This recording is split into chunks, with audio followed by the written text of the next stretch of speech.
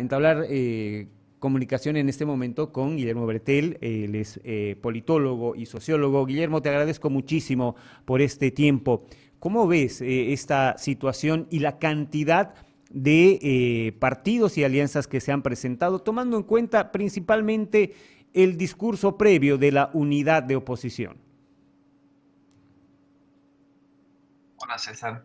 Sin duda que hay una fragmentación bastante grande en lo que respecta a los partidos que pretenden tener candidaturas en la próxima elección presidencial en Bolivia. Y esta fragmentación, como bien lo mencionas, es contraria, ¿no?, a lo que se pregona de la unidad, o al menos que se ha pregonado en el discurso a lo largo de este tiempo. Más interesante aún, sin embargo, es ver la falta de coherencia ideológica y programática que tienen los partidos, porque vemos una cantidad grande de partidos, lo que a primera vista para un espectador de fuera del país sería un signo de una democracia plural, de una democracia diversa y heterogénea, donde conviven distintas ideas que debaten por conseguir mayoría. Sin embargo, si uno mira la letra chica en toda esta fragmentación de partidos, se va a dar cuenta que hay partidos que se llaman Frente Revolucionario de Izquierda, por ejemplo, pero candidatean con un candidato, llevan un candidato conservador o hacen alianzas con un candidato conservador, y al otro lado, lo mismo, vamos a ver un partido conservador que lleva un candidato liberal, y así sucesivamente. Entonces, se hace una mezcolanza de nombres, de siglas y de candidaturas y de propuestas que no tienen una coherencia alguna en la mayoría de los casos, no en todas, por supuesto. Sin embargo, esto habla también más bien en contra de nuestra democracia. Esto muestra lo frágil que es el sistema de partidos que tenemos en Bolivia, y cómo los partidos también se prestan a hacer lo que en muchas ocasiones se ha denominado taxipartidos, es decir, vender su sigla para atraer candidaturas y que esas candidaturas los mantengan en el poder, les repartan pegas al fin y al cabo, si es que consiguen algún puesto en el Estado, y al fin y al cabo también son máquinas de generar pues economía, ¿no?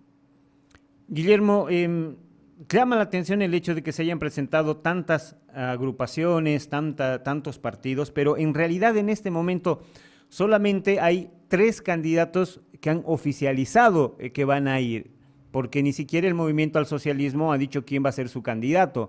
Sí, aparecen muchos personajes que quieren ser, pero que, por ejemplo, Doom, por ejemplo, Sánchez Berzaín, por ejemplo, el mismo Andrónico Rodríguez, aparecen como posibles candidatos que no tienen partido. Simplemente Tuto, Samuel y Manfred se han presentado en alianza y en partido con candidato conocido. El resto han presentado sus alianzas, han presentado sus partidos, pero no se sabe con quiénes van a ir.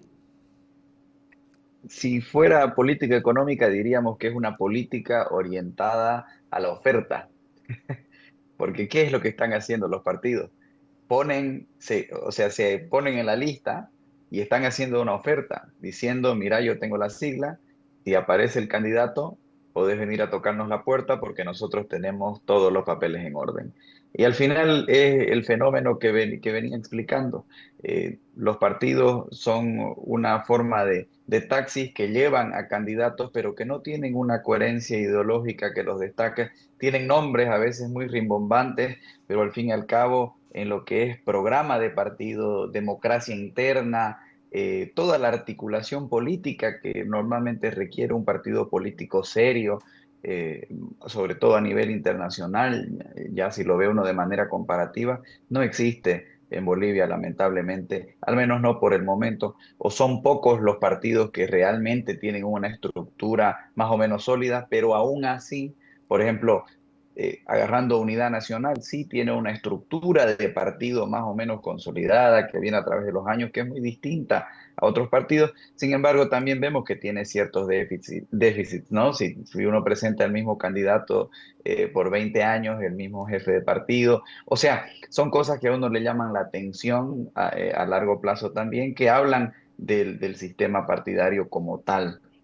en este caso, pero tenemos partidos que nunca presentan, o al menos hace 20, 30 años que no presentan un programa de partido, que no presentan ni siquiera militantes como tal, pero una y otra vez presentan candidatos que terminan sacando 1 o 2%. Y eso debe llamarnos la atención porque es muy lamentable para nuestra democracia, porque son los partidos los que articulan los programas, las ideas y sobre todo los articulan a largo plazo. Los candidatos son esporádicos en muchos casos, son temporales, pasan de una elección a otra. Sin embargo, son los partidos, las ideas las que deben quedar. Y si no hay esos mecanismos de llevar las ideas a través del tiempo, de adaptarlas y de consolidarlas, que son los partidos, entonces sufre una democracia.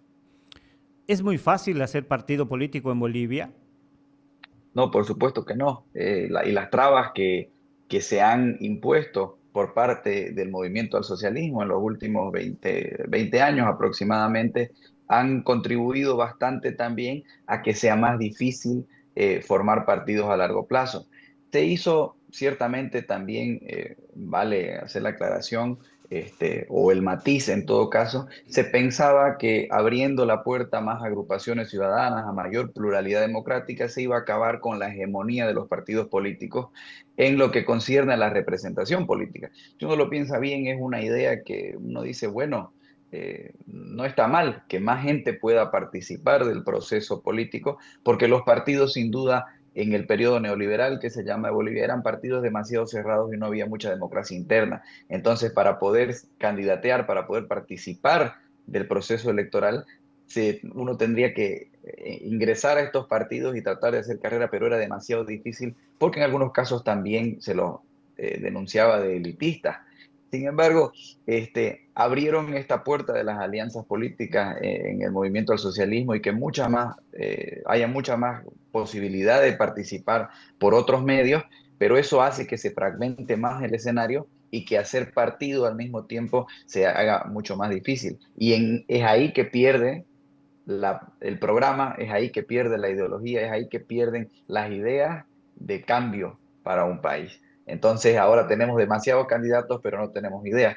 Y quizás en un futuro, si pensamos en una reforma electoral o una reforma del sistema de partidos, podríamos plantearnos precisamente una reconciliación entre los sistemas, que el partido sea lo suficientemente fuerte y programático para participar en una elección, pero lo suficientemente abierto para que todas las personas en el país tengan la capacidad de participar del proceso electoral. El movimiento al socialismo parece que va a llegar nomás debilitado, Guillermo, a las elecciones de agosto con tres candidatos. Más allá de que Evo Morales finalmente logre o no logre ser candidato, por lo menos hasta ahora él se presenta como candidato, está Luis Arce y está Andrónico. Esta división es lo que ha hecho que aparezcan tantos posibles candidatos, viendo que no es el mismo más de 2019-2020. A mí me quedan mis dudas. Podría decir que sí, probablemente ha contribuido, o que algunas personas se han dejado llevar por la idea de que el MAS está fragmentado y han decidido candidatear. Sin embargo, no es una tendencia que se ve solamente en esta elección. Lo hemos visto con el MAS muy fuerte, con Evo Morales sacando arriba del 60% en las elecciones, y también veíamos un escenario de candidatos bastante fragmentado. Entonces, creo personalmente que si bien puede haber contribuido, la tendencia de la fragmentación del voto y de las candidaturas no es algo nuevo en Bolivia, y precisamente responde a esa falta de programa. Hay muchos candidatos y pocos líderes. Hay muchas ganas de hacer política, pero poca estructura, poca institucionalidad. Ahora, hay una tendencia de estos partidos que se han inscrito, que no tienen candidato, pero que hablan de llevar a un outsider a la elección como el remedio para la enfermedad política que tiene el país. A ver, yo creo que eso lo analizan de manera comparativa porque han visto resultados de outsiders positivos en otros países en situaciones similares a las nuestras, guardando las diferencias del contexto. Vamos a dar un ejemplo: Argentina. Javier Milei se hizo todo un framing, como se llama en la comunicación política, para plantearlo como un outsider. Pero si uno lo ve de cerca, no era pues un outsider. Era una persona que venía participando en los medios durante muchísimo tiempo, haciendo un trabajo cultural, un trabajo ideológico bastante grande, y eso ya no te convierte en un outsider si estás muchos años haciendo política en las calles, no necesariamente desde el Parlamento, y antes de eso también fue diputado en el Congreso argentino y de ahí recién dio el salto a la candidatura. Entonces, yo lo planteo con el ejemplo de Milei, porque si bien un outsider puede ser una idea interesante, el outsider al mismo tiempo tiene que tener cierto nivel de reconocimiento en la sociedad. O sea, no puede ser cualquier outsider, no puede ser una persona nueva si es que no estaba en los medios antes haciéndose conocer, si es que no estaba en las calles conversando con la gente y planteando ideas nuevas. Entonces, un outsider en el 100% de lo que indica la palabra outsider,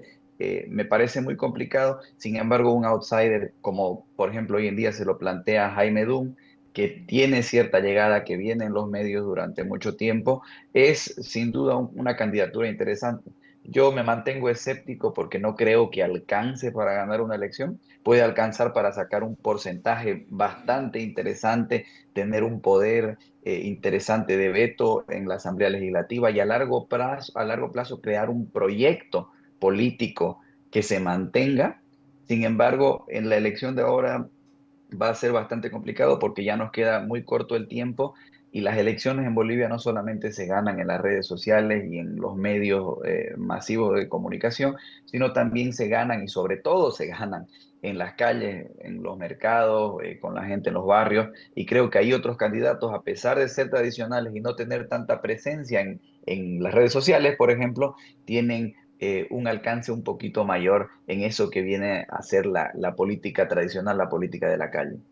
Va a cambiar el momento, porque hasta aquí las redes sociales han sido el principal medio para llegar a la gente. Ahora ya con la apertura del calendario y lo que vos marcas, el hecho de salir a las calles, hay mucha gente que está peleando todavía por la unidad, esperando que se le pueda ganar al MAS. ¿Vos crees que en este camino hasta el 19 de mayo y quizá un poco más adelante, porque en la anterior elección se bajaron varios candidatos antes de la fecha misma de la elección, pero ¿vos crees que se pueda lograr esta unidad que la gente quiere? Yo no creo que se vaya a lograr una unidad como la gente lo quiere, en el sentido de que vaya solamente un candidato, pero que se puede lograr una unidad a través del voto ciudadano en la elección. Creo que es bastante posible, lo hemos vivido en el 2019 y también en el 2020 hubo un intento, hubo candidatos que se dieron cuenta, por ejemplo, Jorge Tuto Quiroga se dio cuenta, no tenía ninguna chance real de ganar la elección en el 2020 y decidió salirse o bajar su candidatura y darle su apoyo a otro candidato. Puede suceder este año también con cualquier candidato de los que están en la punta, por así decirlo. Ahora, la cuestión es que si en las encuestas finales los candidatos que están con muchas chances de ganar se mantienen con porcentaje bastante cerca, incluso como vimos en las últimas encuestas, que el margen de error daba un empate técnico, Mm. bajo esa perspectiva, a mí me parece prácticamente imposible que un candidato con toda su estructura detrás, con toda la gente con la que tiene responsabilidad, diga, me voy a bajar. Puede que se bajen los que estén más abajo y realmente no tengan ninguna chance, pero si hay dos o tres que realmente pueden pelear la presidencia, esos no se van a bajar y si la sociedad quiere que exista una unidad, va a tener que unirse a través del voto. Guillermo, te agradezco mucho por este análisis. Gracias, César. Saludos.